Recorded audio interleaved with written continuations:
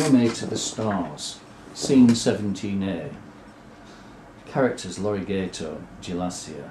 This is my meal with Gelassia. My father always wants to talk about his clothing business. You must excuse him, he means no harm. I'm sure he does a good job. Yes, but it can be tiresome. She walked to the wall. I don't cook in here. Come and look at my kitchen. For the next half an hour I reacquainted myself with meal rescue. Eventually all was prepared. We settled down. Gelassia fought beige-brown snarly strands of something that looked like bedraggled ferns and flopped about like boiled spaghetti. I bit deep into the haggis, which was delicious, and my mind went back to Kahir. What did it mean? Was it a get-out-of-jail card, stopping me asking awkward questions? It wasn't covered in my briefing for the Tanegi. Or was it used only on this planet? Whatever it was, it sure dampened my style. You are very quiet, Lory. I'm still working out Kahir. It's got me stumped. Let me get this right. I can't ask how long you've been on this planet. No, you can ask me personal questions, even about my work. I will do my best to answer you. Personal questions are fine. But you said I couldn't ask how long you've been here. There is a difference between the personal and Kahir. If you couldn't ask personal questions, we would have nothing to talk about. Then life would be boring. Kahir is to do with our society, but is impersonal. It is about subjects that I have no authority to answer. You want Kahir, so this concept may be hard for you. We have complex rules, but in essence the distinction is one of authority. Strange rules? I was drowning in them. How could they live like this? So what can I ask? General questions are fine, so long as they are outside the sphere of informed comment. Anything that sits in the competence of government is potentially Kahir. The rule is, don't speak on behalf of others. So what do you do if somebody wants to learn your history? That falls to the government. Government to government. Mutual trades of information. Isn't that draconian? Who would ever learn anything about your people? It means taking responsibility. It also means you know who you share information with. Trades can't be one-sided. Who knows how information could be used? What's to stop that information being passed on? Nothing. But there are rules. They are above my head, but I know that they can be enforced. But wait a minute, doesn't that mean that Sir Ungatib broke the rules in suggesting I speak to you? Well, he's allowed to. It's a personal matter which I'm quite capable of handling. In addition, has it not occurred to you that I was aware? This led into my favourite subject, question time. Topic, Xeno-archaeology and long-dead alien races. So how come you know where to dig? Guesswork and experience. Did you always want to do this kind of work? At first I did. Then I wanted to travel the starways. Now I'm not so sure. But it's what I know, so I do it. You change over time. Have you found signs of ancient aliens? Here or anywhere? Question to me. Plump for something. Here, I decided. Here, there are traces that could signify items formed by intelligent hands.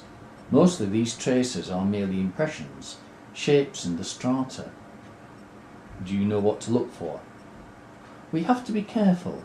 Rocks and minerals, under the cumulative impacts of time, sometimes do result in shapes and formations similar to that of civilized design. Conversely, exposure to the elements, forces that act upon objects and artifacts that end up underground, can make reading the past difficult.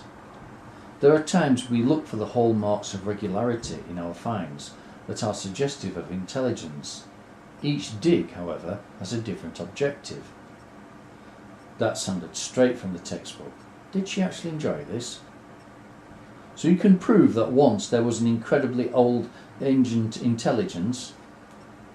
It depends on how ancient. Go back far enough and nothing can be proved. The timescale my work covers is considerable. How far back have you looked? Is this the oldest? She'd already told me Tanegi 36 hadn't been habitable for a full galactic cycle. How many years was that? I didn't know. Obviously, many millions. I could check that up later. I do uninhabitable planets. That's my specialism. Uninhabitable, by definition, means they've been that way a while.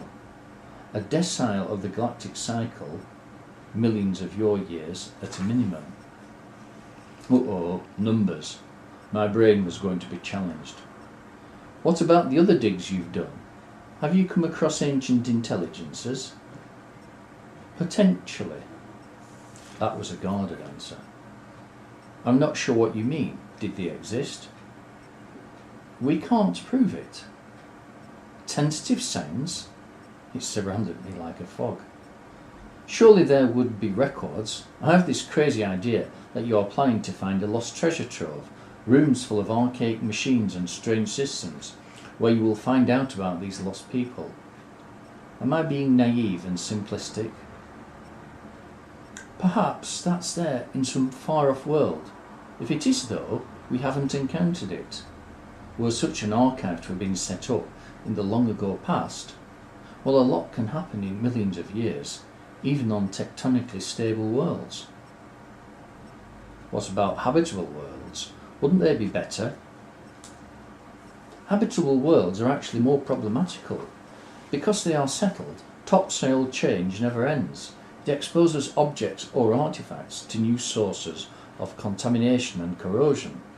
Anything in the substrate could be mistaken for mineral, as everything is continually recycled. Modifications to surface features aren't just skin deep. Over long periods of time, so much material is disturbed that trying to identify suitable archaeological sites becomes meaningless. Long dead worlds are easier to read than settled worlds like this. But surely settled worlds would be advanced, and they'd keep their own records. And wouldn't they make a decent fist of curating places of interest for those?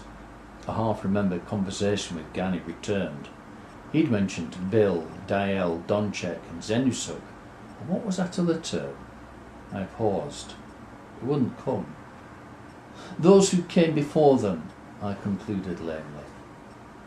Their forerunners, she prompted.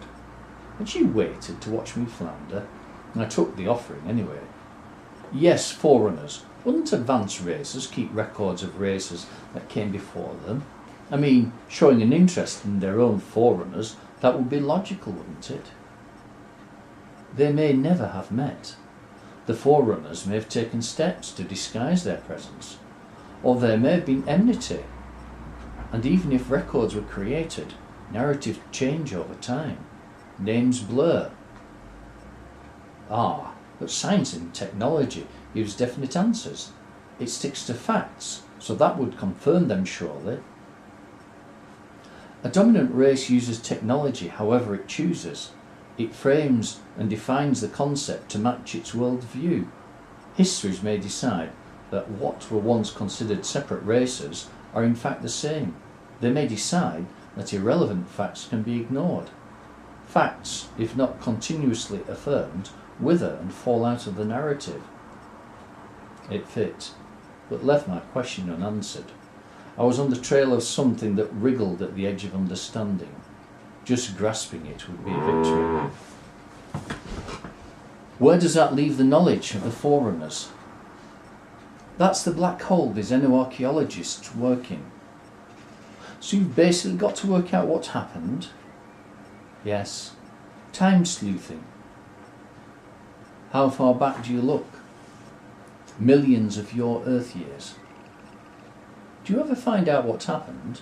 You know, whether they disappeared or died? I pushed another mouthful of haggis into my mouth. Boiled carrots and gravy waited on my plate, accusing. Perhaps they are still around in a different form. I swallowed. Now that was a thought I'd not come across. But obviously not here on Tanegi 36, I retorted. I toyed with the last of my carrots. The gravy might be wasted. What about here then? Could they have been advanced? You assume they once existed. Unproven, apart from the fact that Tanegi 36 once supported a self-maintaining carboniferous biosphere, and, we believe, carbon, oxygen, hydrogen-based life forms. We can be certain of nothing. COH. That covered a multitude of sins. There were many candidates for that biology. I pressed. Would they have been anything like us? Like us? Lassier's lips quirked. Unless we Tanegi or you humans have a well-kept secret connection to this planet, no. Was she being facetious? Are you looking for forerunners here? For that, I would do different things if I ran this site. She carefully sidestepped the question, suggesting what? That she didn't want to create a hostage to fortune. This was only dinner talk, or was it? What if you ran things? How would you proceed? I would need to test an underlying principle, such as? I watched my question war in her eyes. Plainly she didn't want to give too much away, but professional pride pulled her. I would test clustering. Clustering? What kind of principle is that? In school, we are taught the common thread. This is actually two threads. One, we don't know enough. Two, if it wasn't for XX, these findings would be overlooked. What did that mean? I was stumped. What? Her eyes twinkled. I could make you guess. What did she mean by XX? You are supposed to ask who is XX. She was holding back a smile, but not very well. Obviously well known in Tanegi circles, I answered hopefully. She let go her fork, which fell onto a half-eaten strand of fern spaghetti, and clapped her hands. I didn't think I'd won anything. At this moment, I should ask you, Lory, do you have a theory? But this is new to you, so I will explain. We don't know enough. This is the condition of everyone, even in the most advanced society. It means be humble in the face of new knowledge. If it wasn't for XX, substitute your name and see how it reads. If it wasn't for Lory Gato, these findings would be overlooked. This means have faith in the value of your work. Even though others might have done it first, have faith. I said, oh, that has a nice ring. That was definitely one to store for later. So you were going to explain clustering. I'm tempted by the idea of a galactic event that rendered many planets uninhabitable, but, she shrugged uncomfortably, I need to check up on other dead worlds. That means a lot of sample dating, a lot of research to get assignments on the right kind of worlds, and a lot of time away from home. Oh, what will you look for? Evidence that lost races, or at least their planets, were extinguished in clustered events. Clustered events? Events that occurred round about the same epoch. So you'll be leaving here soon, then? Unfortunately, it isn't that easy. My idea has to be followed up as an independent project. Once I've exhausted Tanegi 36, I look for a suitable post on another planet and continue my research. Do you think there were actually any galactic events in the dim and distant past? Then it occurred to me what a silly question this was. Like a supernova. Lassier didn't smile. This was deadly serious professional stuff. Were there galaxy-wide events? I can't cross-check that. However, I am in a good position to check for clustered events in our spiral arm. She chomped her way through the remaining strands, mouth part full, and continued. There are supplementary questions which I need answers to. Are dead worlds aligned by other common threads? Where were they at the point they became uninhabitable? For example, does galactic rotation tie them together? So no space pirates, huh? Space pirates, as you call them, loot, but they leave traces. It's not in their interest to totally destroy the civilizations they prey upon. She switched to English and added, why kill the golden goose? I tried to imagine how long it would take to change the biosphere of Tanegi 36 until it was habitable enough to get to this stage. That is, to begin digs. And couldn't. The scale of the work was totally beyond me. It sounds a long process. The plastic cup in front of her gave off an acrid, biting odour. What was in it? Raw lemon? Turpentine? She picked it up and drank. We've been working towards this part of the mine for a long time. Are you still willing to come to such scan? Sure, I answered. Tomorrow we go to the main dig. Make sure you're suited up. The exposed workings are regularly flushed by an inert gas. It protects the dig but isn't good for you. I knew about that but nodded anyway. Stay alert. If we have to evacuate, I don't want you gawping around unprepared. I gulped.